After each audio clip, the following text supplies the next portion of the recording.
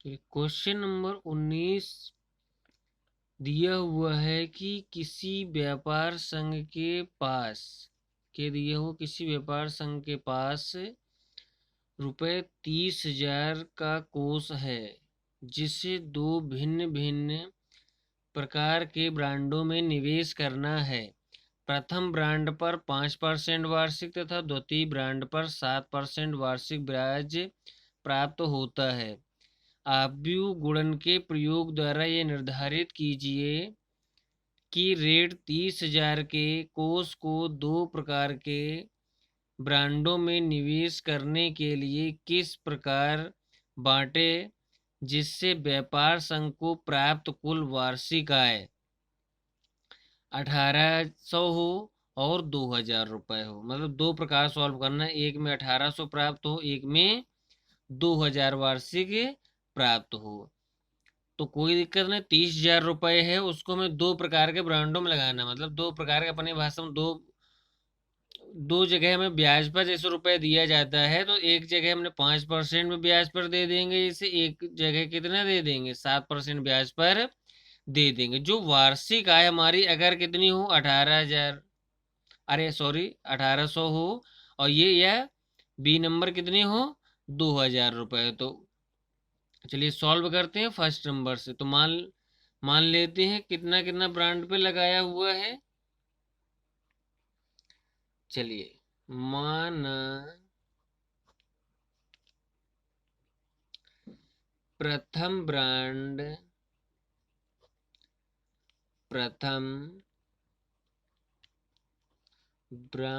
पर x रुपए तथा द्वितीय ब्रांड पर कितना हो जाएगा, 30,000 माइनस एक्स। जब हमको रेट नहीं मालूम है, रुपए कितने हमने प्रथम ब्रांड पर लगाए हैं, तो हमने एक्स मान लिए। दूसरे में क्या, 30,000 में अगर हम एक्स को क्या कर देंगे, घटा देंगे, तो हमको दूसरे ब्रांड पर जितने भी रुपए लगे होंगे प्राप्त हो जाएंगे। क्लियर है। तो चलिए इसको मैं आव्यूह विधि सॉल्व करना, जो ये रुपए दिए गए हैं इसको हम आव्यूह के रूप लिख लेंगे। तो आव्यूह के रूप जिससे हम क्या लिख लेंगे, ए बराबर लिख लेंगे, प्रथम ब्रांड पर एक्स लगाए थे, दूसरे ब्रांड पर कितना लगाया था कि 30,000 माइनस एक्स। तो ये हमने किस में लिख लिया, आव्यूह रूप लिख लिया। क्लियर है। अब जो हमारा ये दिया गया था, कितने परसेंटेज ब्याज दिया गया था, प्रथम ब्रांड पर 5% वार्षिक, द्वितीय ब्रांड पर 7% वार्षिक ब्याज पर लगाए गए हैं। तो यहाँ लिख लेंगे, इसको हम बी बराबर लिख लेंगे। तो बी बराबर लिखने के पहले हम लिख लेंगे कि जो हमारी ब्याज दरें हैं क्या है, 5%। तो 5% को हम क्या लिख सकते हैं, 0.05, 5/100 करेंगे, 100 को भाग देंगे, 0.05। 7% है, तो 7% को क्या कर लेंगे, 0.07। क्लियर है। तो इसको हम बी बराबर लिख लेंगे, बी बराबर आप भी हम लिख लेंगे, तो बी क्या है, 0.05 है और 0.07 है। क्लियर है। यहाँ तक समझ में आ गया। इसको हमें आव्यूह विधि से सॉल्व करना है। तो कुल ब्याज जो प्राप्त होता है हमें एक साल में, कितना पहले प्राप्त होता है, 1800 रुपए। तो कुल ब्याज जो हमको प्राप्त होता है, कुल ब्याज 1800 रुपए, कितना प्राप्त होता है, 1800 रुपए। तो चलिए 1800 क्या हो जाएगा, तो हम लिख सकते हैं ए बी बराबर 1800। तो ए की वैल्यू क्या हमें दी हुई है कि एक्स, और ये क्या दिया हुआ है कि 30,000 माइनस एक्स है। क्लियर है। और ये क्या हो जाएगा, बी की जो दी गई है 0.05 है, और ये 0.07 है, इक्वल कितनी है, 1800 है। क्लियर हो गया। चलिए आगे सॉल्व करते हैं। तो x का मल्टीप्लाई 0 इसमें हो जाएगा, इसका मल्टीप्लाई इसमें हो जाएगा। तो चलिए कोई बात नहीं, क्या हो जाएगा कि x इंटू क्या है, 0.05 5 हो जाएगा। क्लियर है? प्लस लगा दीजिए इसका मल्टीप्लाई इसमें, तो ये क्या दिया गया है कि 30,000 माइनस क्या है एक्स दिया हुआ है, मल्टीप्लाई कर लो 0.07 है, इक्वल क्या दिया गया है कि 1800 दिया गया है। क्लियर है? इसको हम हटा देते हैं पेज को।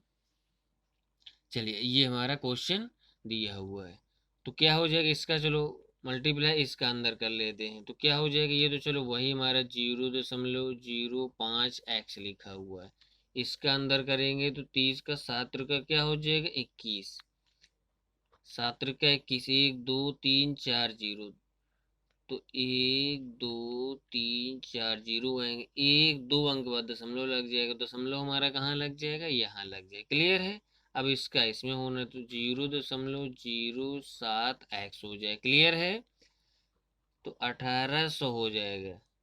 तो ये क्या हो गया, ये इससे दोनों घट जाएंगे, माइनस का दिया गया ये प्लस का, तो माइनस की वैल्यू हमें ज़्यादा दिख रही है, तो इससे घटा देंगे तो क्या 7 में 5 घट 2 बच जाएगा, तो माइनस का बचेगा 0.02 बचेगा ना, एक्स बचेगा, और ये क्या है प्लस का क्या दिया हुआ है 2100, तो ये दो जीरो तो हट ही जाएगा, दशमलव लगा हुआ है, इक्वल क्या दिया हुआ है कि 1800 दिया हुआ है। क्लियर है?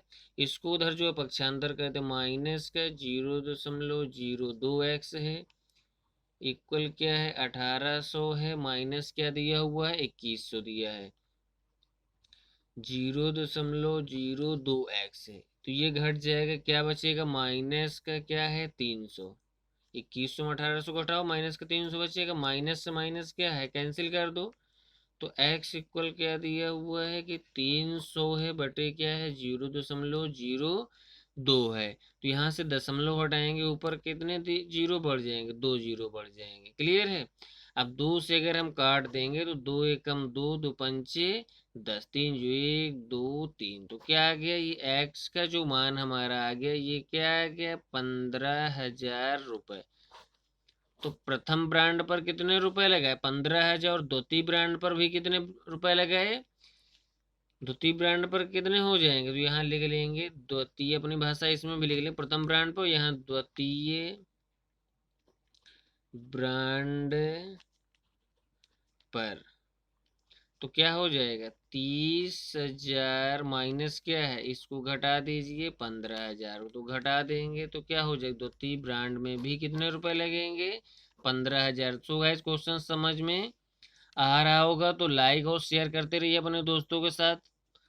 चलिए इसके बाद सेकेंड पार्ट जो इसका हमारा दिया गया तो 2,000 रुपये ब्रांड पर, तो 1800 की जगह हम क्या कर लेंगे, जो यहाँ 1800 क्वेश्चन में चल रहा है आगे से सॉल्व करेंगे, तो वहाँ क्या कर लेंगे 2,000, बस सेम क्वेश्चन सॉल्व करना है। चलिए इसके बाद क्वेश्चन नंबर 20 पर आते हैं।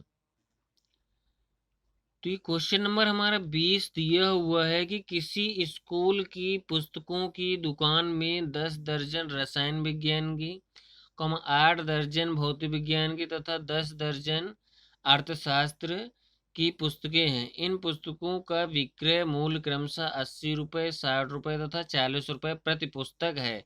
आव्यूह बीजगणित के प्रयोग द्वारा ज्ञात कीजिए कि सभी पुस्तकों को बेचने से को दुकानदार यहाँ होगा, यह दुकानें चलो है, दुकानदार को कुल कितनी धनराशि प्राप्त होगी, कुल कितनी धनराशि प्राप्त होगी, तो दुकानदार को कुल कितनी धनराशि प्राप्त होगी, तो एक पुस्तक का मूल्य क्या है रसायन विज्ञान का कितना मालूम सीरियल से 80 रुपये, 60 रुपये, और यहाँ हमारे दर्जन के हिसाब से दी गई हैं, तो दर्जन के हिसाब से तो रसायन विज्ञान की हम कुल पुस्तकें लिख सकते हैं, यहाँ हल जो करेंगे क्वेश्चन। चलिए सॉल्व करते हैं, तो रसायन विज्ञान की कुल पुस्तक, रसायन विज्ञान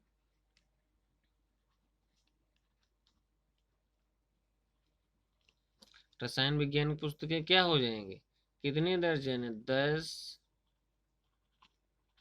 दर्जन, तो 10 दर्जन मालूम है क्या हो जाएगा 10 गुणा एक दर्जन में कितना होता है 12, तो मल्टीप्लाई करेंगे क्या हो जाएगा 120 पुस्तक प्राप्त हो जाएंगे। क्लियर हो गया 120 पुस्तक। इसके बाद किसकी है 8 दर्जन है भौतिक विज्ञान, तो चलिए भौतिक विज्ञान की नोट करते हैं।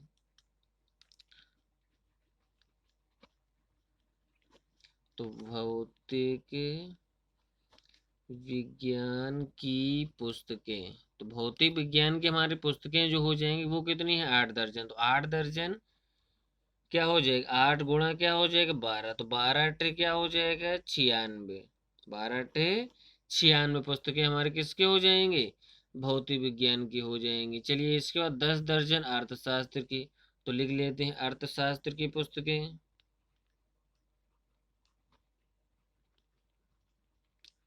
अर्थशास्त्र की पुस्तकें, तो अर्थशास्त्र की पुस्तकें कितनी है, 10 दर्जन। 10 गुणा 12 बराबर क्या हो जाएगा, 120। क्या है, सॉरी, 120 दिख रहा है, 120 पुस्तकें हो जाएंगी। अब इसको हमें आव्यूह का रूप लिखना है, तो इसको हम आव्यूह का रूप लिख लेंगे।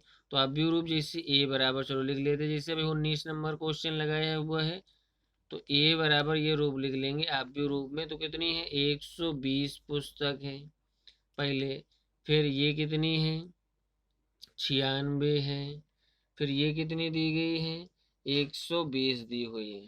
कितनी दी हुई है, 120। 1 मिनट, इनको हमें इस सीरियल से लिखना होगा। 96 है और ये क्या है, 120, ये हटा दीजिए यहाँ से। इस प्रकार रूप जो हमारे ये मूल दिए गए हैं, मूल्यों को हम लिखेंगे इस प्रकार। तो हम b बराबर इसी प्रकार कर लेंगे। चलिए b बराबर जो हमें करना है, b की जो वैल्यू करनी है उसको हम मूल्यों के इस प्रकार कर लेंगे। क्या दिया हुआ है कि 80 है, 60 है, और क्या दिया था, 40 दिया था। 80, 60 और 40 दिया था। चलिए इसको सॉल्व करते हैं कि उसको दुकानदार को कुल कितनी राशि प्राप्त होगी। तो चलिए कुल प्राप्त राशि, कुल प्राप्त राशि पूरा लिख लेंगे। दुकानदार को कुल प्राप्त राशि बराबर क्या हो जाएगा, हम ए बी दोनों का क्या करना है, मल्टीप्लाई। तो दोनों का मल्टीप्लाई करना है, तो ये क्या है, 120 है, ये क्या है, 96 है, और ये क्या है, 120 दिया हुआ। क्लियर है। तो ये क्या आ जाएगा, 80 है, ये क्या है, 60 है, ये क्या दिया हुआ है, 40। चलिए दिख नहीं रहा था, चलिए हम बढ़ा देते, ध्यान नहीं दिया। चलिए अब मल्टीप्लाई करना आता ही है। चलिए तो मल्टीप्लाई करते हैं। मल्टीप्लाई करने में क्या आ जाएगा, तो चलिए मल्टीप्लाई करते हैं। ये क्या है, 120 के गुणा 80 में, तो 12 क्या हो जाएगा, चलिए 96 और 2 जीरो हो जाए। क्लियर है, प्लस फिर ये 96 गुणा 6, तो ये क्या, जीरो, तो ये हो गया 6 36 की 6 हासिल क्या हो जाएगा, 3 हो जाएगा। चलिए ध्यान रखना, हासिल क्या है, 3 है। फिर इसके बाद क्या हो जाएगा, 6 9 54 और 3 क्या हो जाएगा, 57 हो जाएगा। क्लियर है, प्लस ये क्या हो गया, शून्य हो गया, और ये एक शून्य और है, तो एक शून्य और बढ़ा लेते हैं। 2 शून्य है, तो 12 चौको क्या हो जाएगा, 48। तो ये क्या हो गया, 48। तो अब इसको सभी को क्या कर देना है, जोड़ देना है। तो चलिए सभी को जोड़ देते हैं। सभी को जोड़ने से हमें क्या प्राप्त हो गया, ये एक जीरो तो है, एक जीरो ये हो गया, दूसरे जीरो पे क्या, 6 है, यहाँ 6 हो गया। फिर ये क्या, 8 है, और 7 15, 15 और 6 क्या हो गया, 21। हासिल क्या हो गया, 2 हो जाएगा। चलिए हासिल कितना हो गया, 2 हो गया। फिर ये कि 4 5 9, 9 18 और 2 क्या हो जाएगा, 20। 18 2 कितना हो जाएगा, 20। तो क्या हो गया, 20,160 रुपये। तो राइट आंसर जो हमारा क्या हो जाएगा, 20,160। तो गाइस क्वेश्चन समझ में आ गया होगा, उम्मीद करते हैं क्वेश्चन समझ में आ गए होंगे दोनों। तो लाइक कर दीजिए, वीडियो को शेयर कर दीजिए जितने दोस्तों के पास बने, ज़्यादा से ज़्यादा हो सके। और आइए चलिए नेक्स्ट क्वेश्चन नेक्स्ट वीडियो में लेकर आएंगे। तब तक के लिए बाय।